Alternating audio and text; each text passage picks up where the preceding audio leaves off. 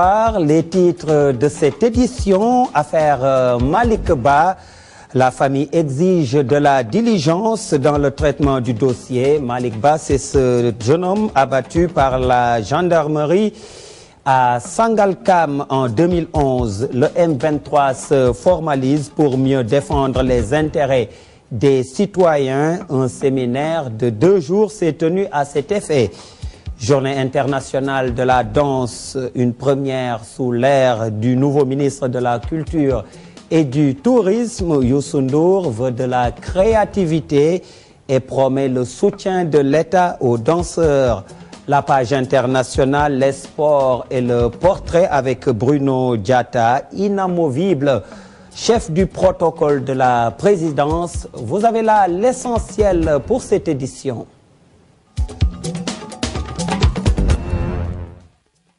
Bienvenue à tous. Affaire Malick Ba, la famille de ce jeune mort à Sangalkam. La famille réclame de la diligence dans le traitement judiciaire de cette affaire.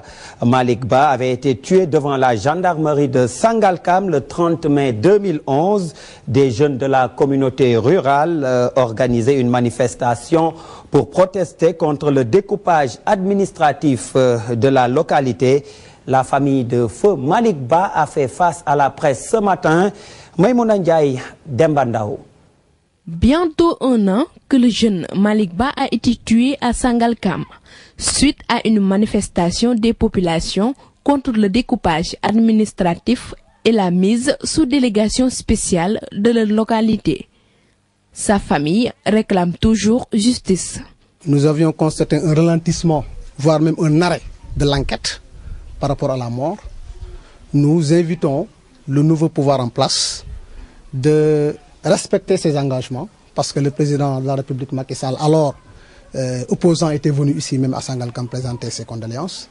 Il avait dit que toute la justice sera faite. La famille du défunt lance toutefois un appel au nouveau régime afin que le dossier soit accéléré. Madame la ministre de la Justice a carrément dit qu'elle va réouvrir le dossier Malick Ba. C'est tout ce que la famille souhaite.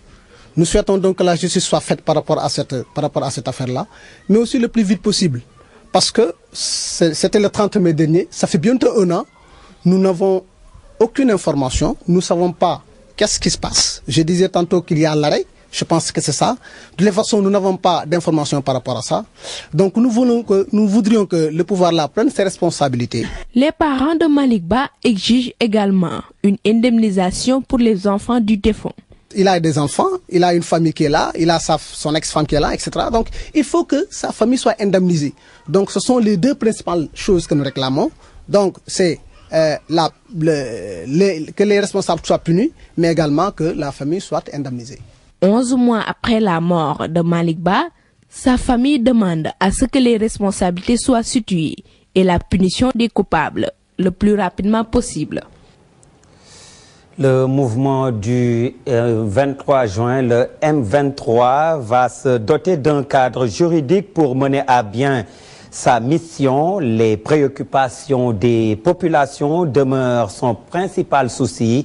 Les membres de l'organisation ont clôturé ce dimanche un séminaire tenu sur 2 jours pour réfléchir sur l'avenir du M23. Alioune Tine est le coordonnateur du mouvement, des propos recueillis par Adia Talla et Madani Marega. Le 23 va continuer, comme on dit, à être une organisation citoyenne, une sentinelle qui va veiller au respect, bien sûr, de la démocratie, de l'état de droit, des droits humains, mais également à des questions aussi stratégiques que l'éducation et la formation.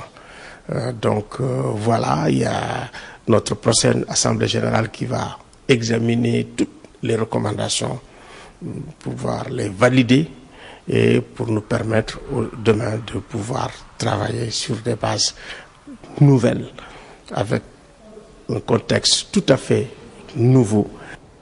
Le M23 compte éditer un livre, c'est pour l'histoire et sur l'histoire du M23 qui sera publié donc le 23 juin prochain, date anniversaire de l'organisation. Macky Sall installe ses hommes à la tête des différentes structures de l'État. Après les ministères, c'est au tour des agences, sociétés publiques et parapubliques. C'est ainsi que Diène Farba Sarr a été nommé récemment à la tête de l'APIX. L'occasion pour TFM d'aller à la découverte de cette structure qui a fait couler beaucoup d'encre et de salive sous l'ère des Wade. Émile Diouf signe ce récit. Diène Farba Sarr est le nouveau directeur général de l'Agence nationale de la promotion de l'investissement et des grands travaux. Une nomination aux allures de récompense politique pour ce fidèle parmi les fidèles, auteur de l'ouvrage Macky Sall, un combat pour la République. Cet ancien conseiller spécial de Macky Sall, du temps où il était Premier ministre, remplace à ce poste Aminata Niane, inamovible DG de l'APIX pendant 12 ans. Un poste éminemment stratégique, tant cette structure apparaît comme un gros fromage très convoité depuis la survenue de la deuxième alternance. Créée en 2000 par le président Abdoulaye Wade, l'APIX passe en 2007 au statut de société anonyme à participation publique majoritaire. Sa mission, promouvoir la destination Sénégal en matière d'investissement et conduire les grands travaux du chef de l'État tels que l'autoroute à péage, le nouvel aéroport international Blaise Diagne et la Cité des affaires de l'Afrique de l'Ouest. Mais si en 12 ans de présence, l'APIX peut se targuer d'avoir changé le visage de Dakar et amélioré de façon notable l'environnement des affaires au Sénégal, de nombreuses critiques lui sont adressées. C'est d'abord son statut qui pose problème aux yeux de certains observateurs. Selon eux, l'APIX fausse le jeu de la concurrence et viole le code des obligations de l'administration, puisqu'elle bénéficie exclusivement, en tant que société privée, de compétences de service public. D'autres voient en l'APIX un véritable État dans l'État, mobilisant d'énormes ressources financières et échappant à tout contrôle de l'autorité de régulation des marchés publics. Le changement à la tête de ces structures va-t-il mettre fin à ces anomalies? Le nouveau directeur général de l'APIX est attendu au tournant. Parlons à présent de la journée internationale de la danse. Le Sénégal l'a célébrée ce dimanche. Une première sous l'ère du nouveau ministre de la Culture et du Tourisme, Youssou Ndour. Une occasion saisie par les acteurs de la danse pour discuter des problèmes qui bloquent l'envol de cet art et également pour parler de l'avenir de la danse au Sénégal. C'est avec Ibou Diouf et Diafaraba. Les acteurs culturels ne cessent de l'acclamer. La danse est l'une des formes d'expression les plus honnêtes.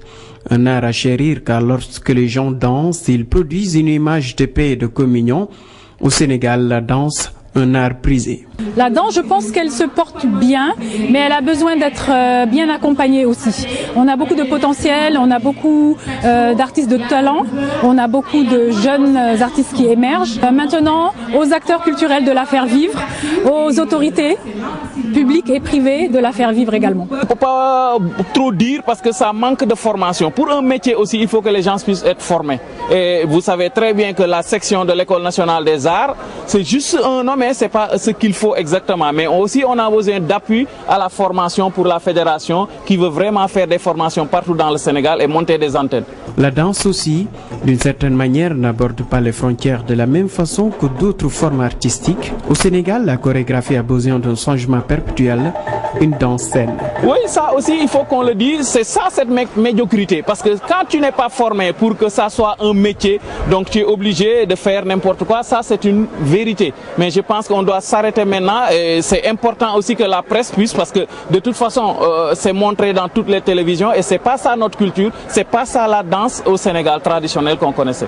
Certaines danses ont un certain caractère effectivement, mais c'est à nous de rectifier aussi, parce que la danse, elle ne doit pas être vulgaire. La danse est un art noble, donc on a certaines choses à rectifier et il faut le faire ensemble. On a toujours des problèmes et des contraintes, c'est juste la formation, renforcement des capacités, la loi sur le statut des artistes, le renforcement de capacités, mais aussi la protection sociale des artistes. Ça aussi, je pense que c'est très important. La formation, c'est vrai, mais les infrastructures aussi, l'un des chantiers qui attendent le ministre de la Culture.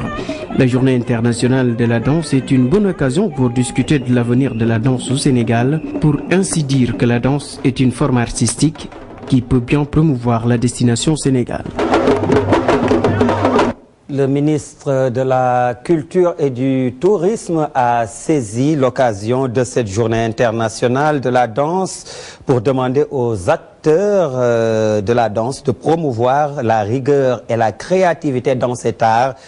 Objectif, mieux représenter l'image du Sénégal à l'extérieur. Le ministre de la Culture et du Tourisme, interrogé par Ibou Diouf. Regardez les Américains ou les Indiens et autres. Toujours la chorégraphie, c'est de la rigueur. On dirait que c'est de l'art et de l'armée. La rigueur de l'armée et la créativité à partir de l'art. Il faut qu'on soit beaucoup plus professionnel. Ce sont des choses qui sont très importantes parce qu'il s'agit de l'image du Sénégal. Celui qui est à Las Palmas avec une troupe représente le Sénégal. Si la chorégraphie n'est pas en place, on parle du Sénégal. Mesdames et messieurs, je vous souhaite une bonne fête de la danse et vous invite, à la suite de l'auteur du message, à vous mêler pour aujourd'hui et pour toujours, à cette infinie chorégraphie de la vie. 97.5 Rewmi FM est né. L'ambition est de faire porter et de faire partie plutôt des premières radios en termes de programme et de remplir pleinement sa mission d'éducation et d'information dans le respect de l'éthique et de la déontologie. Bien évidemment, l'inauguration a été effectuée ce samedi. Micro vert pour Adiatala et Adama Gueye. 97.5, la radio du bonheur vient enrichir le paysage médiatique. Elle compte innover dans les programmes et bouleverser ses concurrents. Son administrateur se donne 12 mois pour y arriver. On a essayé de mettre beaucoup d'informations. Nous avons pratiquement 12 heures d'informations par semaine, 96 heures donc, de musique et d'animation. Et je pense que nous sommes dans une dynamique novatrice et que sous peu, comme le dit souvent DJ Nicolas ou Hervé, nous ne sommes pas là pour faire de la figuration, nous sommes là pour apporter une valeur ajoutée et de compter d'ici un an parmi les 2-3 premières radios, sinon la première radio sénégalaise. La naissance de la radio Rewmi FM, selon certains professionnels de la presse, participe au renforcement de la démocratie. Cela prouve simplement la vitalité de la démocratie sénégalaise. Il y a quelqu'un qui a dit qu'à chaque fois qu'un organe de presse naît dans une démocratie, cette naissance atteste de la vitalité de cette démocratie. Je pense qu'on peut le dire du Sénégal. Cette radio, nous souhaitons qu'elle ne soit pas une radio de plus dans le paysage aussi divers et aussi varié. Nous espérons qu'elle apportera une certaine originalité et une certaine pratique de la radio qui va ajouter à la qualité déjà visible des radios au Sénégal. Des opérateurs économiques, des politiques, des membres de la société civile et des professionnels de l'information et de la communication ont tenu à honorer de leur présence à la cérémonie d'inauguration de la 97.5. Bon vent à la radio Rewmi FM, la radio Bonheur, slogan donc de Rewmi FM. Les nouvelles autorités sont conscientes des difficultés vécues par les entreprises de presse et envisagent de les soutenir. Un cadre de réflexion va incessamment être mis en place pour se pencher sur ces problèmes, des problèmes de la presse nationale. Souleymane Sy est le directeur de cabinet du ministre de la Communication. Tous conscients des difficultés, d'abord qui sont inhérentes au fonctionnement même du paysage médiatique, mais je pense qu'il faut saluer les efforts du gouvernement dans le sens où il existe une aide à la presse qui est là. Je pense que le gouvernement Macky Sall entend maintenir ces efforts-là. Donc cette aide à la presse, je pense que est une démonstration s'il en était besoin que le gouvernement est à côté de la presse pour la soutenir. Bien vrai qu'il y a des difficultés, mais je pense que c'est ensemble que nous trouverons les solutions.